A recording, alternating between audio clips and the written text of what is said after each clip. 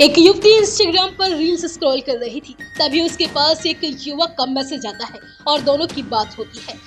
युवती उस युवक की प्रोफाइल को चेक करती है, उसका फोटो देखती है और पहले ही नजर में उस युवक को अपना दिल दे बैठती है।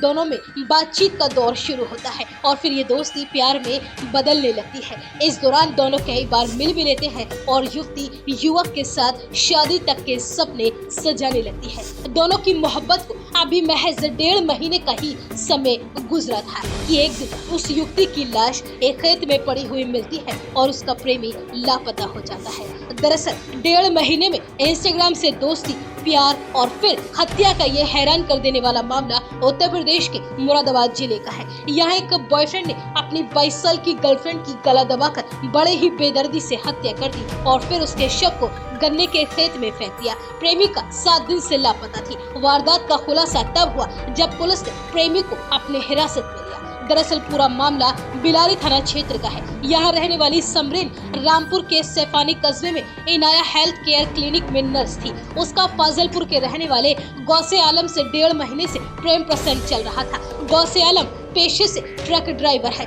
24 अगस्त की सुबह करीब 10 बजे समरीन रोजाना अपने घर से क्लिनिक जाने की बात कहकर निकली थी, लेकिन देर शाम तक वो वापस लौट कर नहीं आई। परिजनों ने क्लिनिक पर फोन करके जानकारी ली, लेकिन वहां से कोई खबर नहीं मिली। इसके बाद परिजनों ने उसकी तलाश शुरू कर दी और जब समरीन का कोई सुराग नहीं मिला तो 25 अगस्त को उन्होंने बिलारी थाने पहुंचकर गुमशुदगी दर्ज कराई। पुलिस ने मोबाइल की सीडीआर निकलवाई तो पता चला कि समरीन अक्सर गौसे आलम से फोन पर बातें करती थी। इसके बाद पुलिस ने शनिवार को गौसे आलम को हिरासत में लेकर उससे पूछताछ की। शुरू में उसने टाल मटोल की, लेकिन जब सख्ती के साथ पूछताछ की गई तो उसने अपना जुर्म कबूल कर लिया। आरोपी प्रेमी गौसे आलम ने पुलिस को बताया कि मेरी समरीन से 1.5 महीने पहले इंस्टाग्राम पर बात हुई थी, लेकिन गर्लफ्रेंड समरीन मुझ पर शादी करने का दबाव डाल रही थी और मैं उससे शादी करना नहीं चाहता था। इसी बात को लेकर मेरा उससे झगड़ा रहने लगा। 24 अगस्त को मैंने उसे मिलने के बहाने बुला लिया।